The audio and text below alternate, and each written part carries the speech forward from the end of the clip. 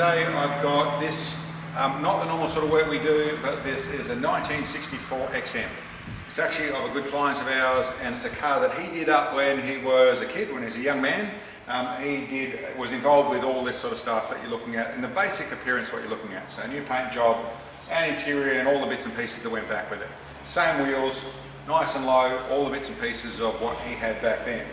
He's gone and he's got all sorts of other cars nowadays, but this one's always stayed with him, and he decided he wanted to give it a birthday.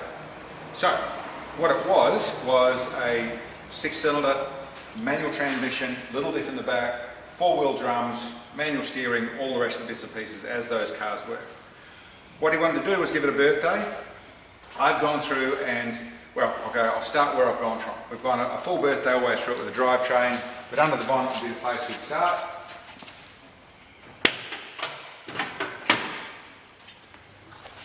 So, in there, very classic of its time. It's, like I said, not the stuff we normally do, but very proud to have gone through and done this. This is a fresh 302, so it's a 5 litre. It's actually with the roller camshaft configuration there, so it's a bit better than that stuff, but still very stock. It's got a 4-barrel, it's a Carter carburetor on it, it's got electronic ignition. Otherwise, it's all very stock to go with things. But to get this in here, and I should say it's got alternator, it's also got power steering and radiator with thermofan and bits and pieces to make it all fit nicely in here. And we've also relocated the battery from under here to in the boot. But the big deal you're actually looking at is where these cars had basically didn't have a cross member. They had just the mounts coming out from the side of the chassis and then a little sort of A-frame cross member in the front of it. A bit of a flexible way to do things. This has now got a full Castlemaine rod shot cross member in it.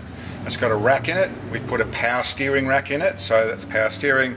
It's got up and lower control arms, coilover suspension. And we've also gone with disc brakes on the front end. So it's got power disc brakes and this sort of stuff. Behind here is a freshly rebuilt C4 transmission, new tail shaft, obviously a new exhaust system all the way through it, and then there's a Borg Warner diff in the back of it. At the moment we've got drums, a nice big set of drums. We're actually going to upgrade the drums to a set of disc. Not really happy with the performance of the drums in the way they're behaving, so we're going to put on some disc with some little internal handbrake drums. So that's the configuration under here, looking pretty nice, drives a lot nicer, but still looks very much like the car that he had. We'll go down the back and I'll just show you in the boot.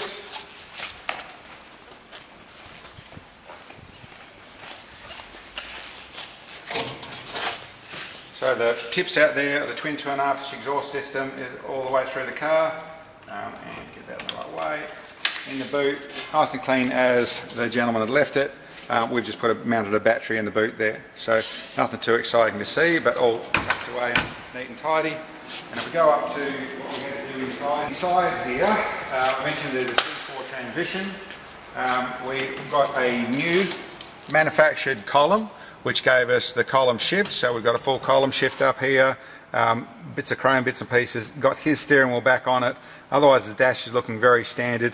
Some modifications where we got a new brake pedal in there, so it's got the big power disc brake pedal, didn't really come from these, but I thought it suited, and converted the throttle pedal from the peculiar floor mounted linkage system into a bit more of the sort of mid-80s sort of throttle pedal. It's a cable system and set up like that.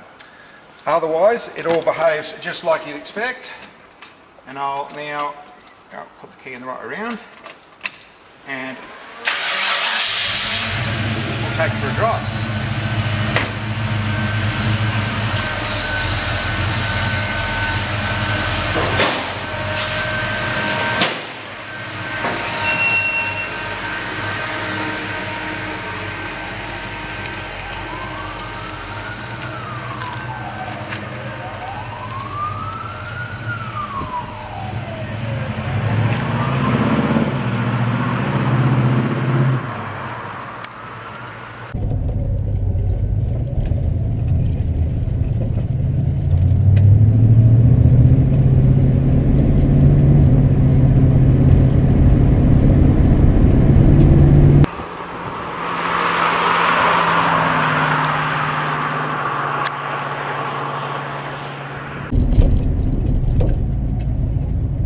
Just a really nice old rig to drive around in.